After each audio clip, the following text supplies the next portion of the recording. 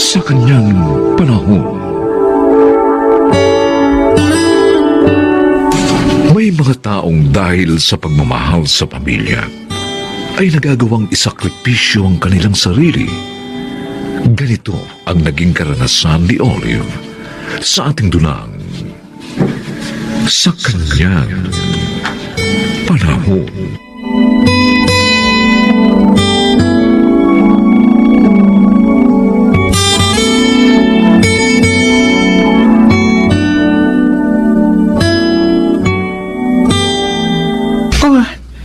Kumusta na si Mang Nato, Olive? Ligtas na siya sa panganib, Rachel. Salamat sa'yo. Bakit sa akin? Dahil ipinakilala mo sa akin si Nestor. Kaya nagustuhan niya ako at tinulungan. Ay naku, bruha ka. Ikaw ang nagsakripisyo, no? Kaya wala kang utang na loob sa akin. Buti, hindi nagtanong si Glenn kung saan galing yung perang ginagastos mo. Ay naku, nagtanong si Myla. Sinabi ko na lang na pinautang mo ko. At babayaran ko sa'yo ng unti-unti kada sweldo ko. Ang galing talaga ng kaibigan ko. Naging bida tuloy ako.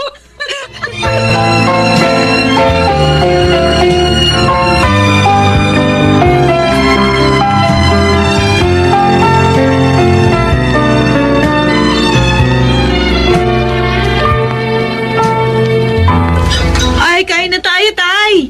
Masarap tong mga dalang ulam ni Ate Olive. Oo nga, Itay. Siguradong marami tayong makakain. Nasaan bang ate ninyo't nang makasabay na natin kumain? Kumain na raw po siya, Itay. Magpapahinga na lang daw po siya. Kasi masakit po ang ulo niya.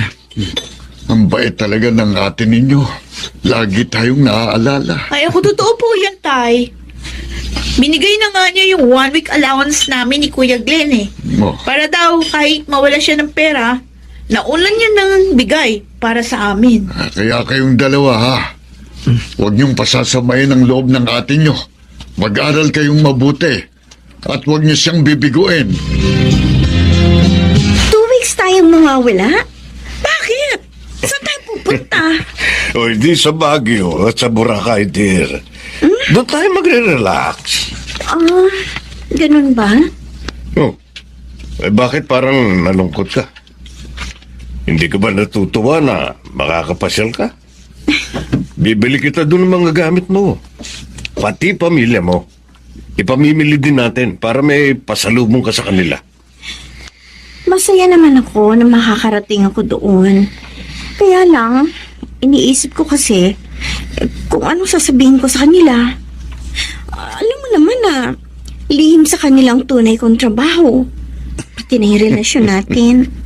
Yun lang pala eh. Madali lang yan. Sabihin mo, isinasama ka ng boss mo para ipromote ang mga produkto ng kumpanya niya sa probinsya. Wow! Bongga ka talaga, girl. Ang gaganda ng mga damit at alahas na ibinibigay sa ni Nestor.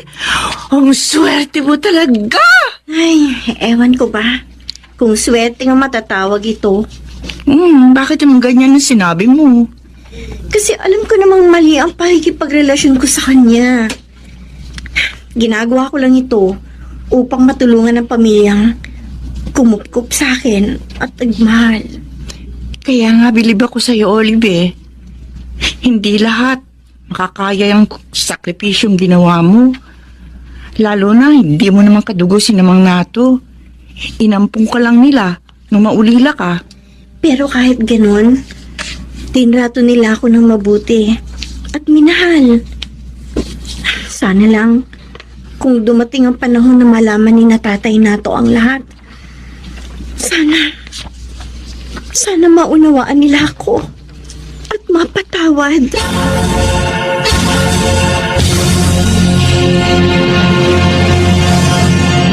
Siguro naman, Myla, hindi mo na ako kukulitin. Dahil sinamahan na kita sa paghanap ng materials para sa project ng grupo nyo. Ay, oo naman, Kuya Glenn. Kasi naman, yung mga kasama ko, hindi sila pwede ngayon. Ako yung naka-assign na bumili ng mga gagamitin namin. Kaya nga, kinulit kita na samahan ako. Nakakatamad kaya maghanap mag-isa. Dapat tinutularan mo ang sipag ni Ate Olive. Kahit nahihirapan, trabaho pa rin ang trabaho para sa ating lahat. Oo nga, kuya. Kaya nga, nag-aaral ako ng gusto. Para naman may konsuelo si ate. Tama, para matuwa siya. Alam mo, Myla, naisip ko buti na lang kinupkup ni na itay at inay si Ate Olive nung namatay ang mga magulang niya. Nagkaroon tayo ng mabait at mapagmahal na ate. Ay, Oh. sandali kuya. Ha? Tingnan mo yun, no? Yung akbay ng matandang lalaki. Di ba si ate yun? Oo nga, no. Bakit ang sweet nila nung matandang yun? Tsaka, saan sila pupunta? Sundan kaya natin. Para masagot yung mga tanong natin.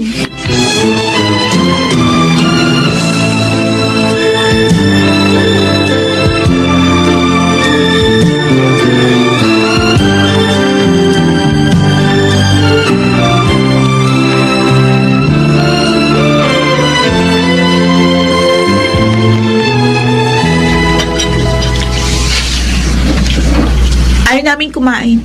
Oh, himala. Ayaw niyong kumain kahit paborito niyong ulam ang dala ko? Wala kaming gana. Glenn, Myla, may problema ba kayo? Kasi hindi naman kayo ganyan dati. Ikaw ang problema namin, ate. Ha? Nagsinungaling ka sa amin. Ano?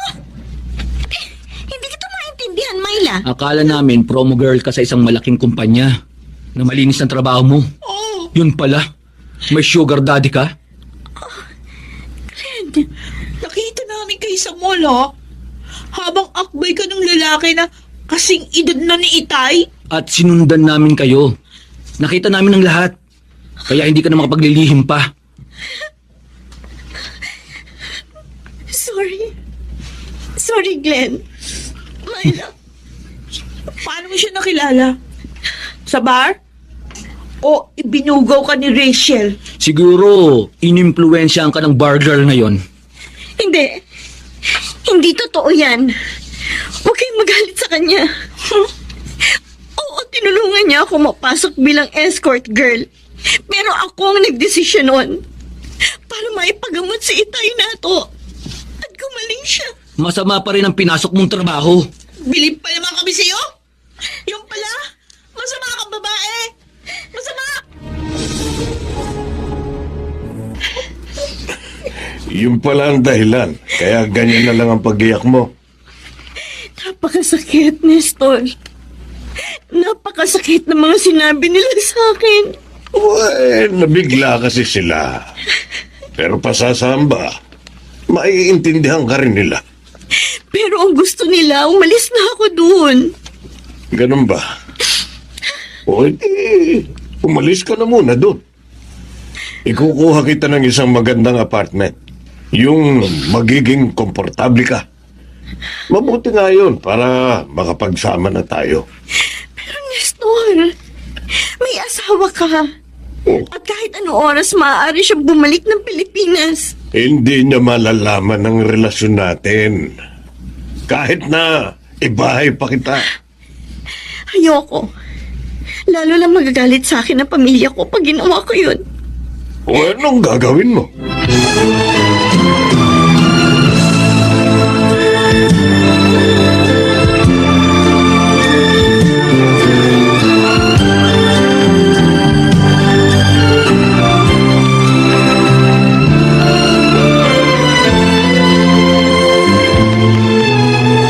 Mga anak, pwede ba tayong mag-usap Tungkol po saan, Itay?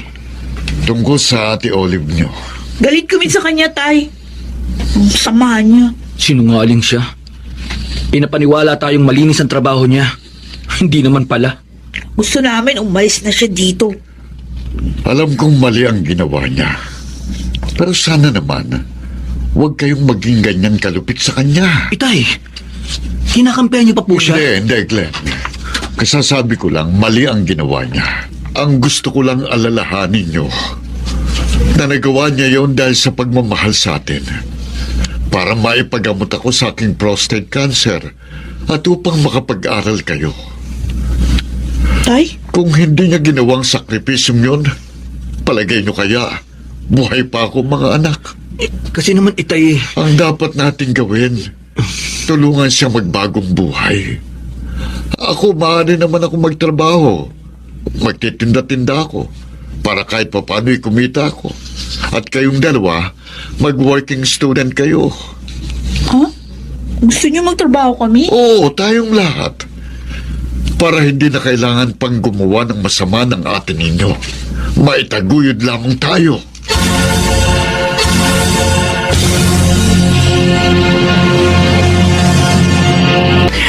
Oh, best friend, ito magiging kwarto mo paglipat mo rito sa bahay ko. Nilinis ko na to. Salamat, Rachel. Isa ka talagang tunay na kaibigan. Eh, talaga bang tuloy na yung pag-alis mo kinamang nato? Oo. Hindi pa rin ako kinakausap ni Glenn eh. Galit pa rin sila sa akin. Si tatay Nato lang ang kumakausap sa akin. Dahil yun sa nauunawaan ka niya. Mahal ko sila, Rachel. Itinuring ko na silang pamilya ko. At napakasakit sa loob ko. Ang gagawin kong pag-alis doon. Ay, sana naman mabuksan na isip niya ng Glenn at Myla. Maunawaan nilang labag talaga sa loob mo ang pagpasok sa trabahong yun. Tatay Nato, saan niyo po dadalhin ng mga balot at itlog na maalat na yan? Ito, ititinda ko sa harap ng bahay natin, anak. Ho? Bakit po? Para kahit papano'y kumita ako. Katulong sa mga gastusin dito sa bahay. Malakas na naman ako eh. Ikaw lang itong ayaw akong pagtrabahuin eh. At ako naman ate, Oh, magtatrabaho na rin. Natanggap akong call center representative sa isang kumpanya na malapit lang sa school ko. pati ikaw? Magtatrabaho, Glenn? Oo ate, para hindi mo na problemahin ang pag-aaral ko at na makatulong din ako sa mga gastusin dito. Ate, ako rin. May trabaho na. Natanggap akong encoder. Magtutulong-tulong kami, anak. Upang hindi mo na kailangang isakripisyo ang sarili mo. May taguyod lamang kami. Tatay Nato. Ate, sorry sa masasakit na sinabi namin sa iyo. Nabigla lang kami. Ngayon, nauunawaan ka na namin. Mahal na mahal ka namin Ate Olive. Kaya gusto namin makapagbagong buhay ka. Sana sundin mo ang pakiusap namin. Salamat sa Diyos. At hindi na kayo galit sa akin. At salamat din sa inyo lahat. Mahal na mahal ko rin kayo. Hayaan ninyo. Ngayon, sisimulan ko na ang pagbabagong buhay.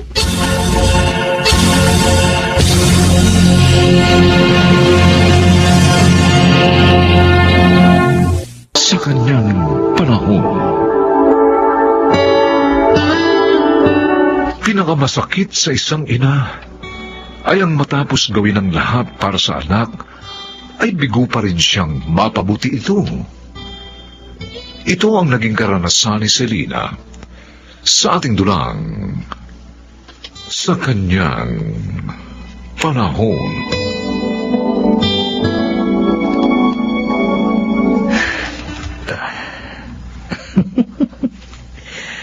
Ayan. Nakuha ko ng lahat ng pera niya dito sa aparador. Jackpot na naman kami dito. Yan. Alis na ako. Bago pa siya magising. Jojo! Bakit ka narito sa silid ko? Buisit naman. Nagising. Kinuha mo yung pera ko dyan, ano? Maramot ka eh. Ayaw mo akong bigyan kaya kinuha ko. Ibalik mo sa akin yun. May mga babayaran ako. Ano ako, tanga? Kahit maglupasay ka pa dyan, hindi ko ito babalik. Maawa ka naman sa akin, Jojo. Malaking halaga yan. Yun nga ang gusto ko eh. Para mas matagal ang happy-happy namin. Jojo! Kaya ka na. Jojo, huwag ka umalis! Ibalik mo yung pera ko! Jojo! Wala ka na talagang awa. Wala ka na pagmamahal sa akin bilang iyong ina.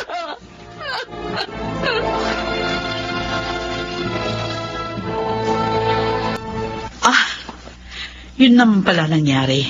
Kaya nung dumaan ako sa grocery mo, wala ka.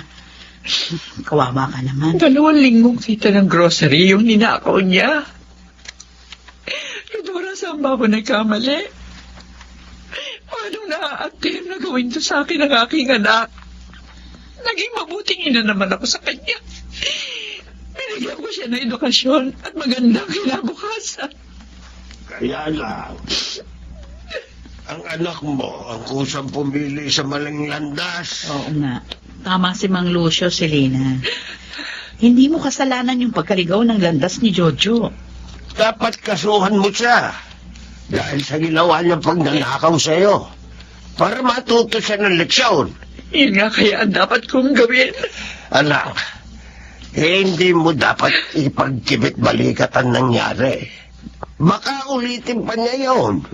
Alalahanin mo, lulong siya sa bawal na gamot. Oy, kung hindi mo kaya, ito na lang ang gawin mo. Lagi mong ilak yung kwarto mo.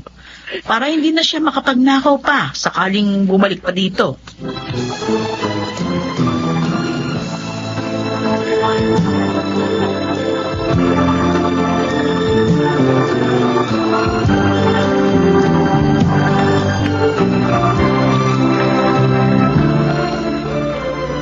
Okay.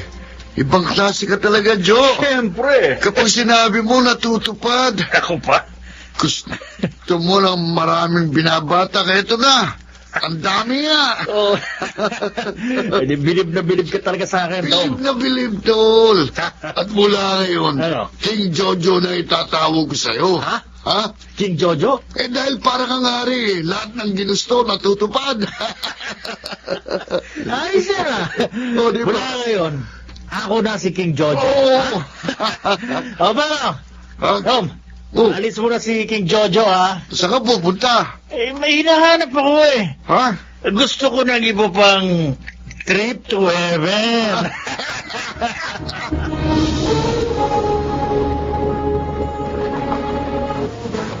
Kinakabahan ako Bakit kaya? Sanay na naman ako mag-isa sa kwartong tinutuluyan ko. Buti pa, ilak ko ng pintuan. Total, gabi na naman. Pagkatapos kong isara ang pinto at bintana, makikinig na lang ako ng radyo hanggang antukin ako. Kumusta, Tina? Si Jojo, ang pula ng mga mata niya. Oh no! Hindi ka na nakasagot. Ano kailangan mo? Bakit bigla mo binuksan ang pinto nitong bahay ko? Papasok muna ako. Hindi kita pinatutuloy, hindi ka dapat pumasok. Uy! Suplada! Okay yan! Para mas exciting ang trip to heaven natin, ha? Lumabas ka dito. Sisigaw ako. Sisigaw ka? Ha? May baril ka. Oo! Baril ka! At puputok ito.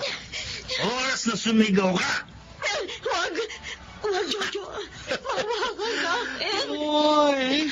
Ang kinis ng balat mo. Sarap mawakan. Huwag. Maging mabait ka sa akin para maawa ako sa'yo. Naiintindihan mo?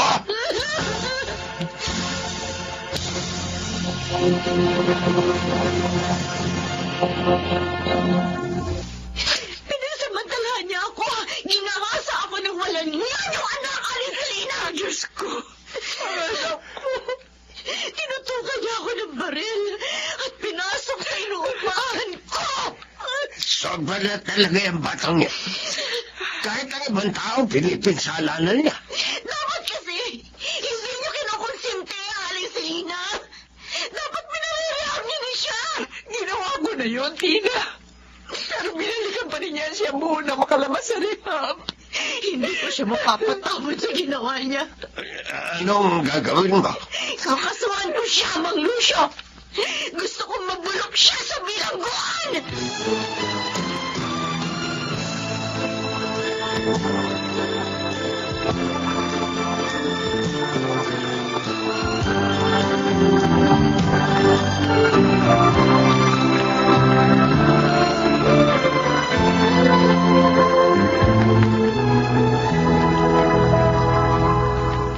Ay, Selena, Sobra yung perang binayad mo sa akin, oh.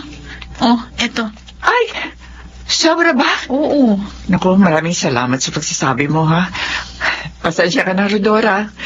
Ano ka ba naman? Ano ba lang yung iniisip mo? Yung anak mo na naman bang rapist? Rodora, wanted na siya ngayon. Kasalanan niya yun. Huwag mo naman sabihin tutulungan mo. Hindi ko alam. Magulungan ako. Suga pa sa bawal na gamot yung anak mo. Hindi lang siya basta nagnanakaw ngayon, ha? Nang-rape na rin siya. Ay, sana maisip mo yon. Maawa ka sa ginahasa niya.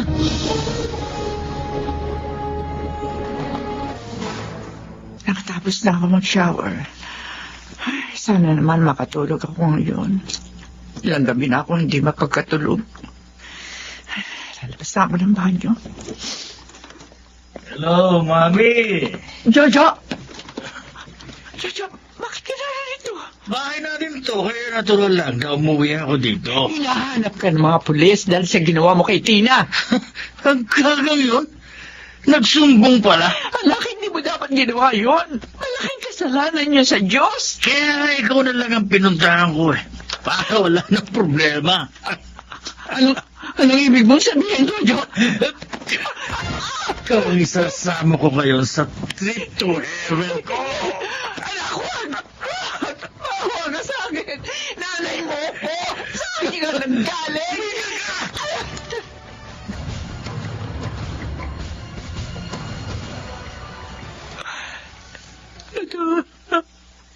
Naku, totoo nga palang may sakit ka. Kaya hindi mo nasasagot yung mga text at tawag ko. Rodora, si Jojo.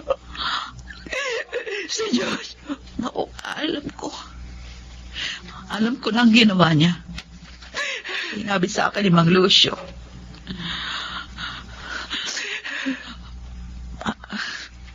Paging yung pag-file mo ng kaso laban sa iyo, anak. Napakasakit, Rodora. Sakit. Bakit ka sinapit ito? Naging masamang ginawa ko. Magpakatatag ka, Selena. Matatapos din ang problema mo na yan. Ngayon, dalawa na ang kaso niya, rape. Maliit na ang kanyang mundo. Kaya nga, ihanda mo yung sarili sa maaari pang mag-anak. At sana, huwag mong isipin, tinalikuran ka na ng Diyos.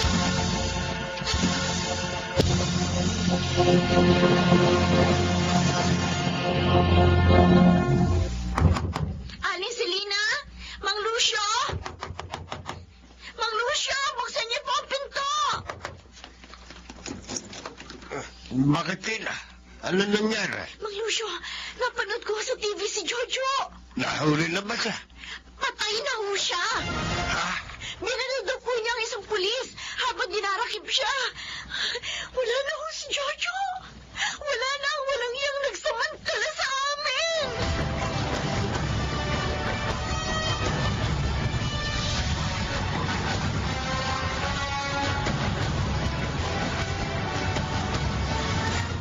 Ayaw mo kunin ang kanyang bangkay. Oo, Rodora.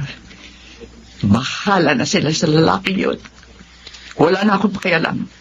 Kahit itapong pa nila sa ilog. Selena, nauunawaan ko ang iyong nararamdaman. Pero, sa kabila ng lahat, anak mo pa rin siya. Bakit ba kinakampihan mo pa? Lapastangan yun. Walang niya siya. Hindi sa kinakampihan ko siya. Galit na galit din ako sa kanyang ginawa. Kaya lang bilang ina, dapat pa rin bigyan mo siya ng maayos na libing. At kung wala na sa puso mo ang pagmamahal sa kanya, alang-alang sa Diyos, magpatawad ka para kumaan na rin ang iyong kalooban.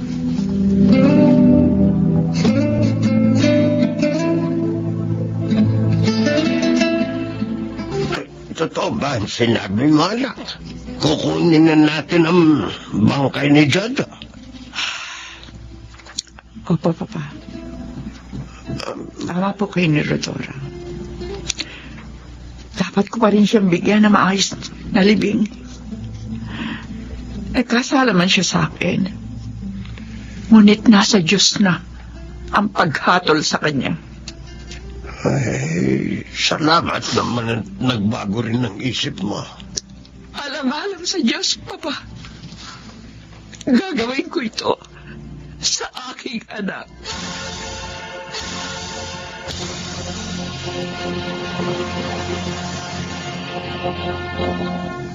Sa kanyang panahon.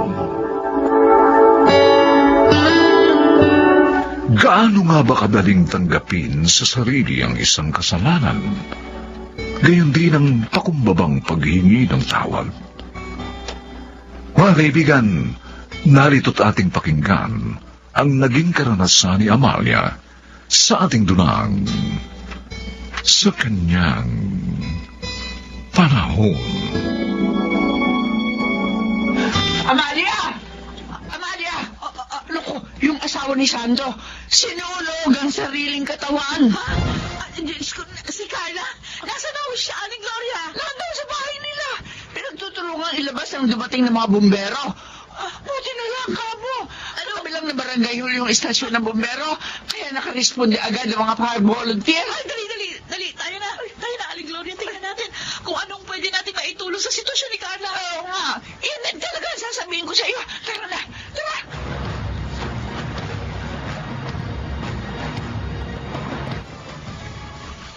Sira ulo talaga ang babaeng yun eh. O di sa akin na naman isisisi ng mga tao yung pagsunog niya sa sarili niya. Samantalang wala naman akong kinalaman sa ginawa niya. Nasa ospital pa rin daw si Carla, Andre. At alam mo ba kung sino nagbabantay? Si Amalia, yung dati mong kinakasama na taga doon sa dulong eskinita. O di ba? Siyang naging dahilan ng paghihiwalay ng mag-isawa. Hindi ko rin alam kung anong gustong palabasin ng babaeng yun eh. At sumausaw pa sa kababaho ni Carla. Pero Andre, hindi ka pa naawa sa asawa mo? Sunog daw halos ang itaas ng bahagi ng katawan. Yun ang problema niya ngayon. Yung nabuhay pa siya. Magsisilbi siya ngayong patay na buhay dahil sa kalokohan niya. Hindi mo man lang ba sa sisilipin sa ospital? Hindi na. Baka umasa pa yun, babalikan ko siya. Saka hiwalay na kami. Kaya wala na kaming obligasyon sa isa't isa.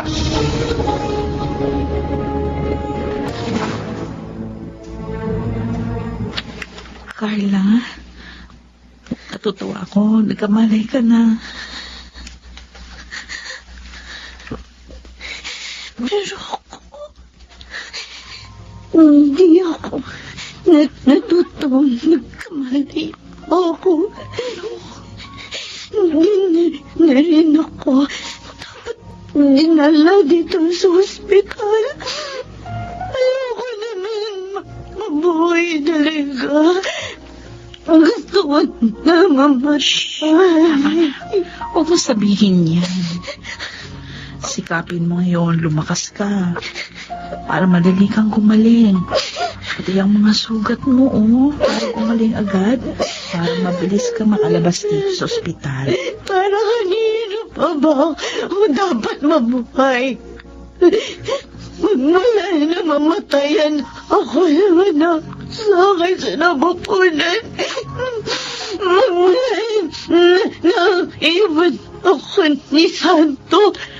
Mula na maaraw na ngayon, namatay na rin ang buong pagkatao ko. Kung sabihin ko ba sa'yo, nandirito ako para sa'yo. Hindi kita iiwan, Carla. Pangako. Hindi ako aalis sa tabi mo. Kung akala mo, makadarama pa ako ng pag-asa tulad na iniisip mo. Kamali ka. Iwan mo na ako. Huwag ka na makabalik pa. Dahil habang nakikita kita, tulad ng mga sugat ko, bumabalik lang ang hapdi ng nakaraan. ibigay sa'yo ang buhay ko na buong buo. Hindi ako magdadalawang isip na pagsilbihan ka. Kaya huwag mo naman akong pagtabuyan. Sa ganitong paraan lang ako makakabawi ng mga nalari ko sa aking konsensya. Sa ganitong paraan lang.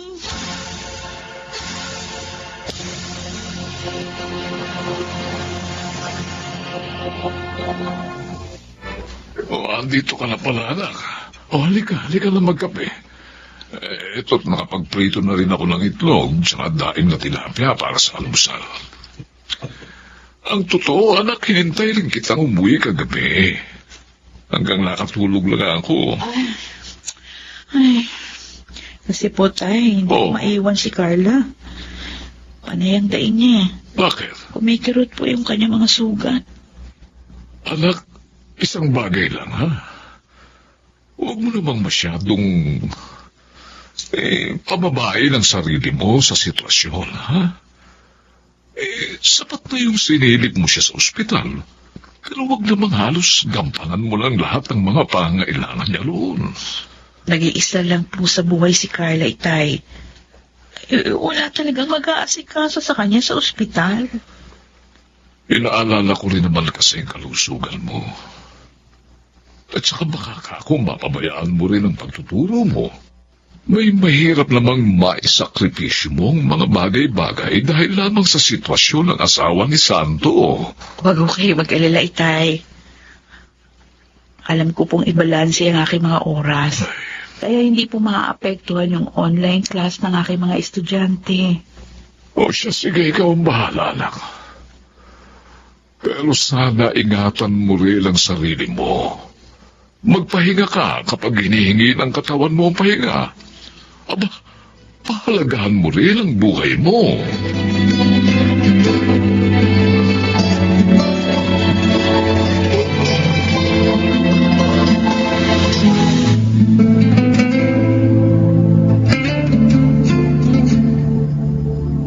Hoy, lalaki! Asan yung kaibigan mong Judas Barabas? Sino kong Judas Barabas, Aling Gloria? Ay, sino ba? Di si Santo! Naturingang Santo yung pangalan, pero asal demonyo! Hindi ko alam kung nasan si Santo. Ilang araw na ho kami hindi nagkikita. Sinungaling! Kasama mo sa inuman, hindi mo alam kung nasaan. Bakit niyo ho ba hinahanap sa akin si Santo? Ano ho bang problema niyo sa kanya? Dahil sa walang yaan niya, sinunog ng asawa niya yung sariling katawan. Ando sa ospital. Awawang kalagayan. Kaya sabihin mo doon sa kaibigan mong Judas Barabas, puntahan naman niya yung asawa niyang nasa ospital. Naku, Aling Gloria, alam na ho ni Santong nangyaring yun. O bakit hindi malaman niya madalaw yung asawa niya? Kayo na ho may sabing walang ya si Santo, di ba? Ay, hoy! Judas Barabas, esas! Magkaibigan nga kayo ni Santo! Ayaw. Pareho kayo alang kwentang asawa!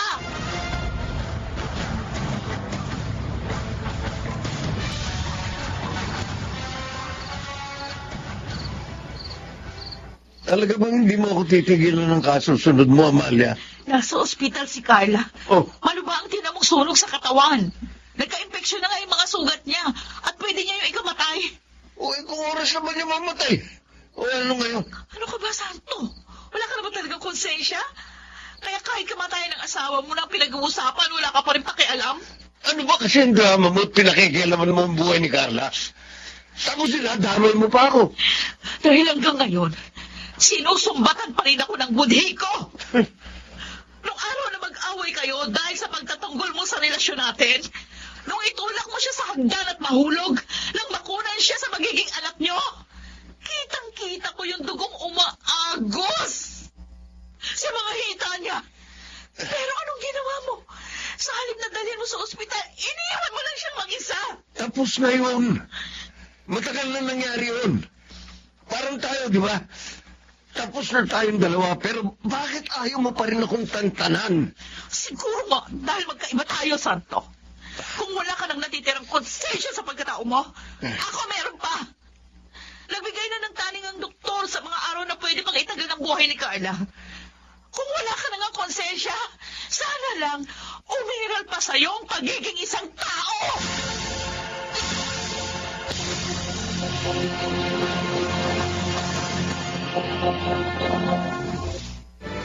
Heron?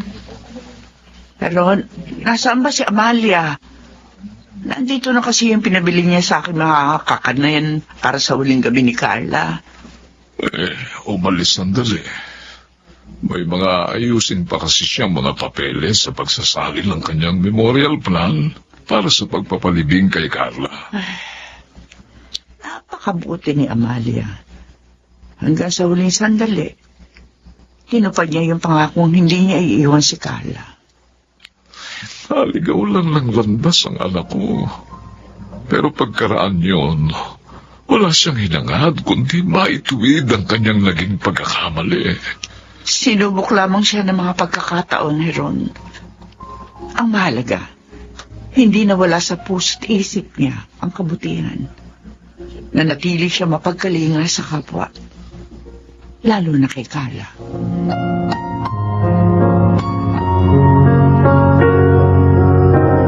Sinadya kong makaalis na ang mga tao bago ako lumapit dito sa puntod ni Carla. Ayoko na kasing makaabala pa sa paghahatid nila sa kanya sa huling hantungan. Kaya pa na siyang nakahimlay sa kanyang puntod, Santo. Pero ako, dadalhin ko habang buhay ang mga sumbat ng aking budhi. Hanggang sa kanyang mga huling sandali. Wala siyang sinasambit sa kanyang mga dasal, kundi ang mapabuti ang iyong buhay. Kaya tuparin mo yon. Para kahit saan man siya naroon, magkaroon ng kapanatagan ng kanyang kaluluwa. Napakabait ni Carla. Pero bakit hindi ko nasuklian ang kanyang mga kabutihan? Hindi naman laging nasa huli ang pagbabago. Kaya huwag mong sayangin ang darating pang mga panahon. Magbago ka para sa iyong sarili, para sa susunod mo pang mga plano. Sikapin mong maging tapat ang laman ng iyong puso.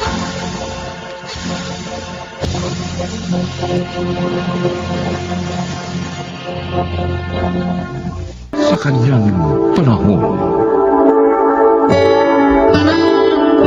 Gaano nga ba kahalaga ang pagpilala sa sariling katatagan at pagbibigay halaga sa dignidad? Mga kaibigan, narito at ating pakinggan ang naging karanasan ni Laura sa ating durang sa kanyang panahon.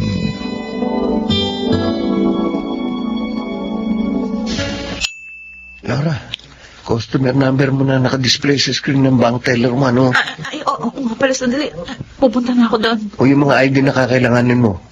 Na-check mo na ba lahat? Oo, nandito na lahat. Kompleto na. Lalabas muna ako ng bangko sandali. Tatawagan ko si Inay habang wini-withdraw ni Laura ang pera. Kailangan mabigyan ko siya ng instruction sa dapat nilang gawin ni Milen.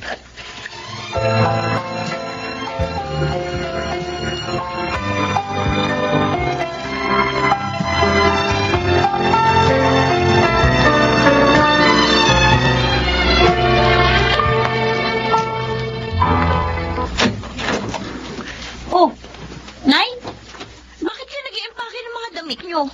May nangyari ba? Ano ba problema?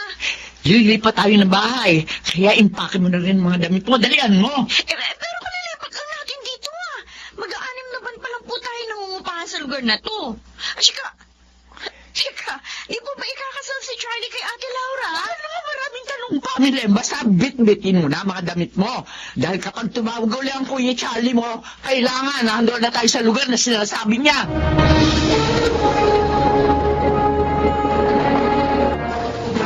Ay, nagutom tuloy ako dahil sa haba ng pila sa bangko. Pero bago tayo humanap ng restaurant na makakainan natin, magsisian muna ako. Punong-puno na kasi yung pantog ko. Jingle na Oh, ako. sige. Ihintayin na lang kita rito. Teka, buti pa, akin na yung bag mo. Ako na magdadala. Baka maiwan mo pa kung saan yan sa loob ng CR. Pati 500,000 kawi-withdraw mo lang, matangay pa na kung sino. Oo nga, mabuti pa nga siguro. May pagka malilimutin nga ako eh. Basta, hintayin kita rito sa harap ng stall na to, ng ice cream. Oh, Kita mo naman agad ako rito paglabas mo ng CR eh. Sige na, mag-CR ka na. Gutom na rin ako eh. Para makakain na tayo.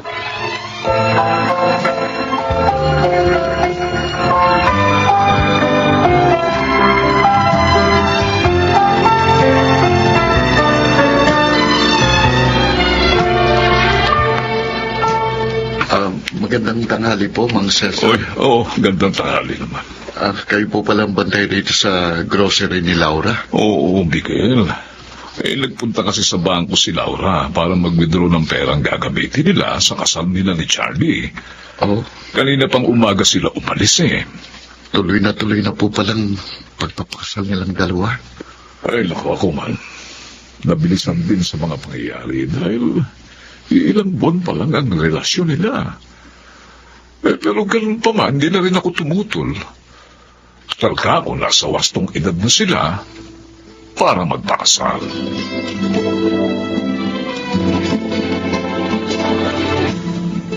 Miss, meron ka bang nagpasing lalaki na medyo kalbo na nakatayo dito kanina na may dalang pulang bag? Ay, opo.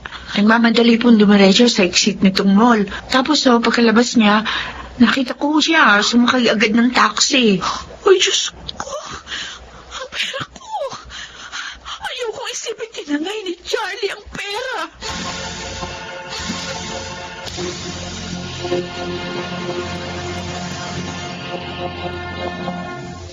Hindi ko akalaing magagawa sa atin ni Charlie ang malaking panlulokong yun. Napakabuti ng pakikitungo niya sa atin. Kaya naman ibinigay ko rin sa kanya ng buong-buo ang aking pagtitiwala. Pinlalo ni Charlie ang pagtangay sa perang winidro ko sa bangko, tay. Ako, Yun ang pinakamotibo niya. Kung bakit pinaibig niya ako kunwari. Minahal niya ako kunwari para makuha ang loob ko.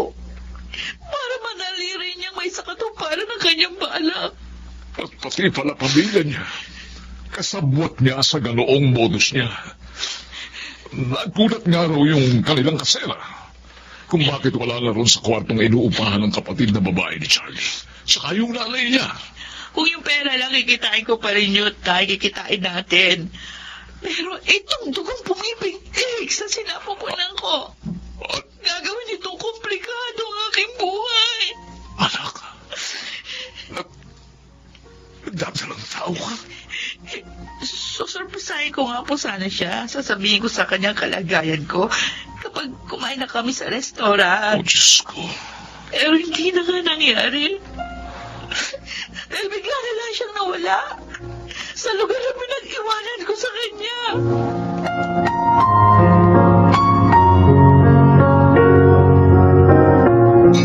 Ano ka, Mamilen? Bubukod ka ng tirahan?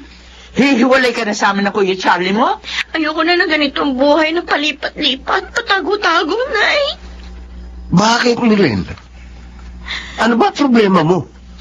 Wala ka namang gagawin kundi ang sumunod lang sa amin ni inay. Eh yun na nga, Ha? kuya. Ayoko na maging sunod-sunuran sa mga maling diskarte niyo ni inay. Dahil sa mga nakikita ko sa inyo, parang hindi na rin ako makapag-desisyon ng tama. At yun ang kinatatakot kong mangyari. Yung tanggapin ko na rin tama ang mga maling ginagawa ninyo. Hanggang mapariwara na rin ang buhay ko. Kung magsalita ka, parang hindi ka nakapagtapos sa pag-aaral kundi dahil sa perang nanggagaling sa kuya mo. Ang sa akin lang naman po, hindi naman po tama na dahil sa sobrang desperado na kayo sa kahirapan, makakompromiso na rin pati ang inyong mga pangangatwiran. Ay, sige na. Hayaan nyo ng babaeng yan. Kung gusto niyang magsarili, di sige. Tingnan natin kung hanggang saan siya dadalhin ng mga prinsipyong ipinaglalaban niya.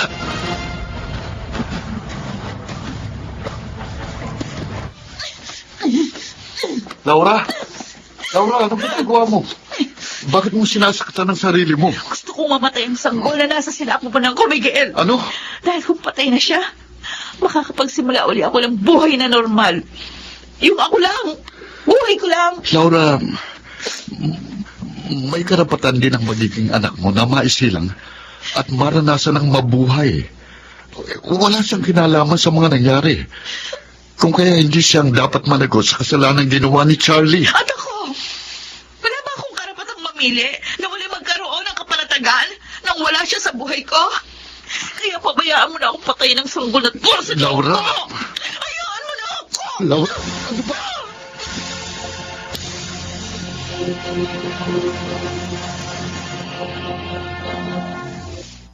Nagbalik ka ba? Para muling magkunwaring mahal mo ko. Dahil hindi pa sapat sa'yo yung 500,000 pisong tinangay mo sa akin. Nabalitaan kong buntis ka. Ako ang ama. Natural, may karapatan ako sa bata. Kung ginagawa mo lang dahilan ng pananagutan mo sa sanggol na dinadala ko para muli ang makuha ang tiwala ko, mabibigo ka. Oo, pinili kong buhayin ng batang ito, pero hindi ko pipiliing ipakipagsabalaran ang kinabukasan niya sa isang katulad mo na panliloko sa kapwa ang kinabubuhay. Masyado ka mataas magsalita. Itong pakatandaan mo, ha? Isang araw, kapag naisilang mo ng batang yan at nagkaroon na ng malay, hahanapin din niya ako na kanyang ama. At kapag dumating ang pagkakataong yun, baka lumuhod ka sa harapan ko, Laura.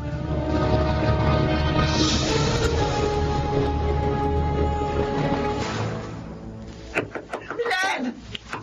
Aba, Milan! boses yun na inaya. Bakit parang apuro-apuro siya? Pati sa pagkatok niya. Milan, buksan mo ang pinto! Opo! Sandali lang po! Nariyan na! Bubuksan ko na yung pinto! Milan ang kuya mo! Nahuli sa isang entrapment ng mga pulis samantalang nagbebenta ng beking titulo ng lupa. Oo! Anong gagawin ko ngayon, anak? Ano na mangyayari sa akin? Ano na ako mabubuhay? Inay, nandito naman po ako. Hindi ko kayo pababayaan. Kaya wala po kayong dapat na ipangamba. Pero ang kuya mo, ano na lang ang magiging kalagayan niya kapag nakulong siya? Masakit man pong tanggapin. Pero siguro, doon na po talaga humantong ang mga sitwasyon para maituwid ni Kuya ang kanyang mga pagkakamali.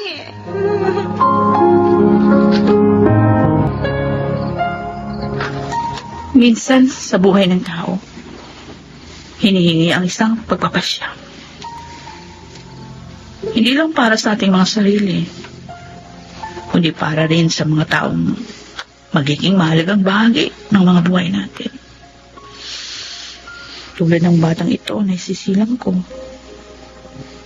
Ako ang huhubog sa kanyang kinabukasan. Laura, At alam mo ba, Miguel, kung ano ang tanging hiling ko sa Diyos? Ang ako ay kanyang gabayan para magawa ko ng tama at maayos ang aking tungkulin bilang kanyang ina. Laura, kapag mabuti naman ang mga hangarin, nagiging mabuti rin ang resulta ng mga bagay-bagay. Katulad mo rin na ang kapakanan ko ang palaging iniisip, Miguel. Kasi makabata pa tayo. Mahalaga ka na sa akin. At hanggang ngayon, nabubuhay pa rin akong kasama ka sa aking mga pangarap.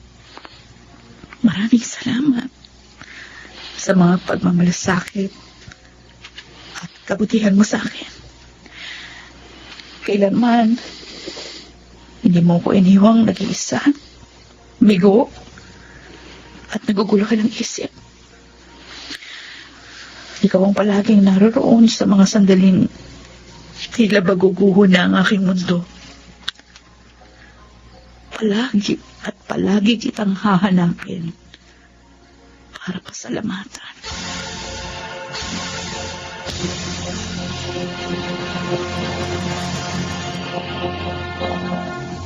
Sa kanyang panahon,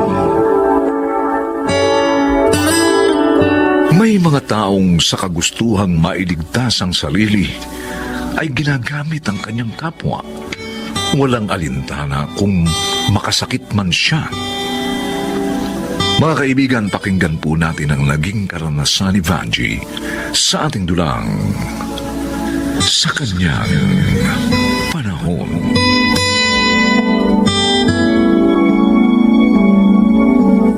Bakit mo ginawa yon, Banji? Yun nga lang po ang alam kong paraan para makaiwas ako sa kahihiyan. Paano kung malaman?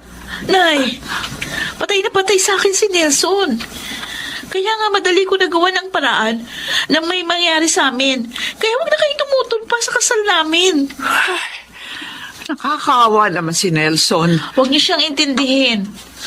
Ako ang pahalagahan niyo dahil anak niyo ako.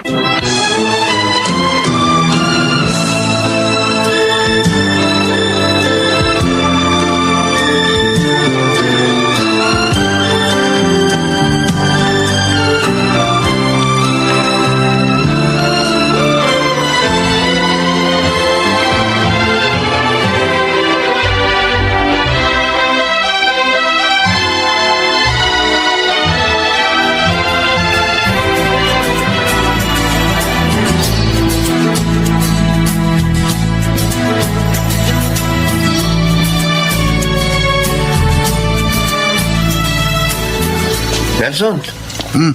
Ano? Overtime ka uli? Oo, Efren. Alam mo na, malapit na ako maging tatay. Kaya pinaghahandaan ko na yun. Malapit na nga pala mga anak si Banji. Oo, ang laki na nga ng tiyan niya eh. Kasi, 4 na buwan yung dinadala niya. Siguro dahil malaki yung baby. Kumusta naman ang pakikitungo niya sa'yo? Ang ibig ko sabihin inaasikaso ka ba niya? Oo naman. Bakit mo na itanong? Kasi di ba si Jess ang talagang nobyo niya? Oo. Pero break na sila nang may mangyari sa amin ni Vanji. Kaya iniisip mo na mahal ka niya. Oo. At hindi ko pinagdududahan yun, Efren. Lalo na ngayon na malapit na ako maging ama.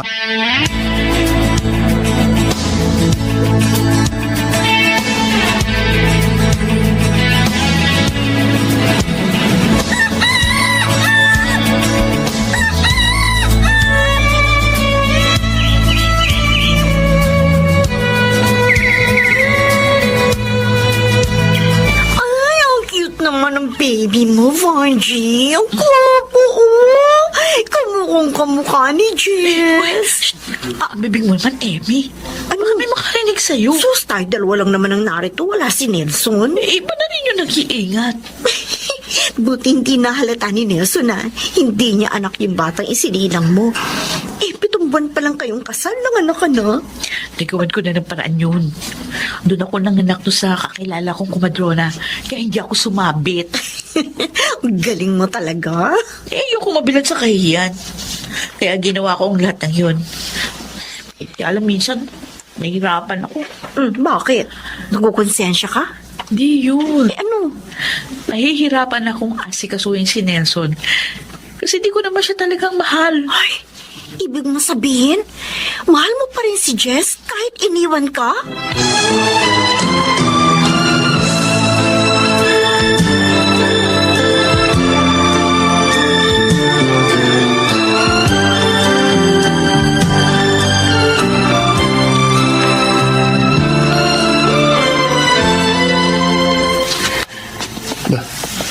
Si Jess tong nakangiting masasalubong ka.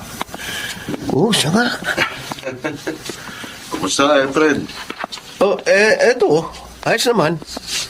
Ikaw, pare, ilang taong ka rin nawala. Nagtrabaho ko sa Saudi. Talaga? Oo. Di, mapera ka na ngayon. Hindi nga minalas. Hindi magandang kumpanyang napasukan ko. Huh? Kaya umuwi na lang ako dito. May ba ako? Oh, Kumusta yung kaibigan mo si Nelson? Balita ko, kasal na sila ni Banji. oo. Mahigit 3 taon na. Ang tanga din naman ni Nelson, ano? Biruin mo, pinakasalan niyang babaeng nalawayan na ng iba. Ah? Inako pa niyang batang hindi naman kanya.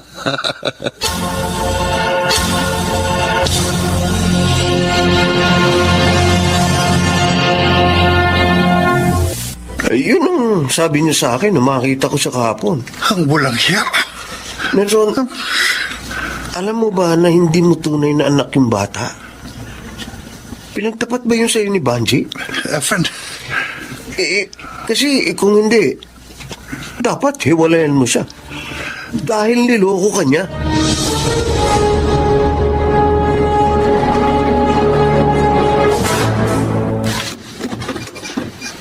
Ikaw? Kumusta, Banji? Kapal naman ang mukha mo. Kukumustahin mo pa ako. Pagkatapos mo akong iwan, ang malaman mong buntis ako. Patawarin mo na ako. Nagtrabaho ko sa Saudi. Nanginayang ako sa pagkakataong dumating eh. Naisip ko baka hindi ka pumayag. Kaya hindi na ako nagpaalam sa'yo. O ano naman ang kailangan mo ngayon? Gusto kong kunin na kayo ng anak natin. Sumama na kayo sa akin. Ano? Gusto mong iwan namin si Nelson? Alam ko namang hindi mo mahal ang pangit na yun. Oh, At ako pa rin ang mahal mo hanggang ngayon. pwede ba Diba? umalis ka na dito? Dadating na si Nelson, ayokong abutan ka pa niya. Sige, alis ako. Pero sa pagbabalik ko, dapat handa na kayo ng anak natin, ha? Walang niya! Oh, Ba't mo ako inalikan? kunwari ka pa. Alam ko namang na-miss mo yun. Sige, alis na ako. Bye!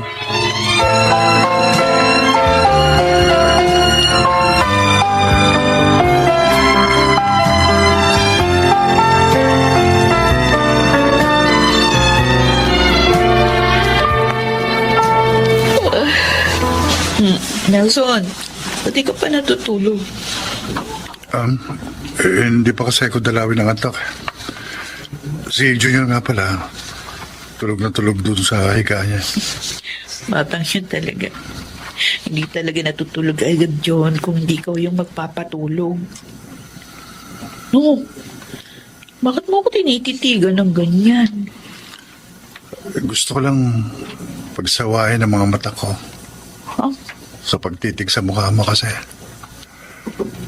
Baka hindi na kita makita. Ano ba? Ba't ka ba nagsasalita ng ganyan? Basta, Ano?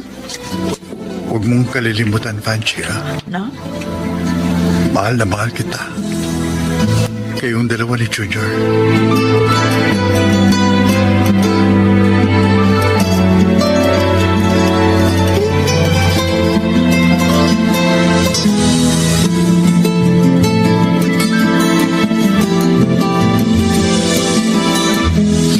Ikaw na naman. Ano ba talaga kailangan mo? Di ba sabi ko sa'yo, babalik ako para kunin ko kayo ng anak natin? Hindi. Umalis ka na. Hindi kami sasama sa'yo. Hindi ako naniniwala. Alam kong gusto mo lang akong pasakitan. Vanji, huwag mo nang pahirapan ang mga sarili natin. Alam ko namang mahal na mahal mo pa rin ako eh. Nagkakamali ka, no? Hindi na kita mahal. Kaya umalis ka na. Pwes kung ayaw mo sumama, bahala ka. Pero kukunin kong anak ko. Hindi mo maaaring isama bata! Nelson? Uy, narito palang tanga kong karibal. Umalis ka na sa pamamahay ko ngayon din. Aalis lang ako kapag nakuha ko ng aking anak. At huwag kang magkakamaling pigilan ako. Ito, dahil hindi ka sasantuhin ito. Nelson! May patalim siya! Hindi ako natatakot yan. Umalis ka na rito! Umalis pala ako ito, salagin mo! Hindi! Walang yakan, Jess! Ba't sinagsak mo ang asawa ko? Ay! Tulong! Tulungan niyo kami! Ang asawa ko sinagsak!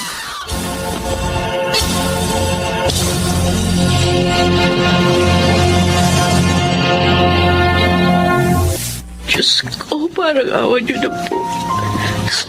Iligtas niyo po ang asawa ko. Huwag ko po siyang kunin sa amin ng anak ko. Oh, ayoko po siyang mawala sa akin. Mahal na mahal ko po siya. Banji, Nay, nandito na pala kayo. oo. Nakakulong na ang hayop na si Jess. Dapat lang sa kanya yun. Kung tutuusin nga, kulang pa yun sa laki ng kasalanan niya sa amin ng asawa ko. Kumusta na nga pala si Nelson? Nakikipaglaban pa siya sa kamatayan, Nay. Ay, Diyos ko. Kawawa naman siya. Kaya nga abot-abot ang panalangin ko na sana makaligtas siya para makasama pa namin siya. at malaman niya na mahal ko na siya.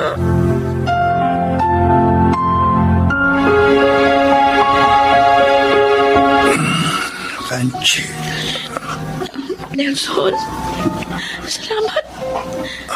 Salamat nagkamalay ka ng asawa ko. Salamat hindi mo kami iniiwan. Patawad ha. Dahil sa akin nanganib ang buhay mo. Kung hindi ko pinangako sa'yo, ang anak namin ni Jess, hindi mangyayari ito. Patawarin mo ako. Huwag ka na umiyak. Hindi naman ako nagagalit sa'yo eh. Hindi ka nagkagalit? Si Junior eh. Alam ko yun. Matagal na. Nagtapat sa akin ang kumadro ng nagpanak sa'yo. Hindi mo man lang ako sinumbatan? Napakabuti mo talaga, Nelson. Dahil mahal kita, Fanchi. At kahit hindi mo ako mahal, matatanggap ko. Huwag niyo lang akong iiwan ni Junior. Hindi ka namin iiwan. Pangako yan. Dahil mahal na rin kita.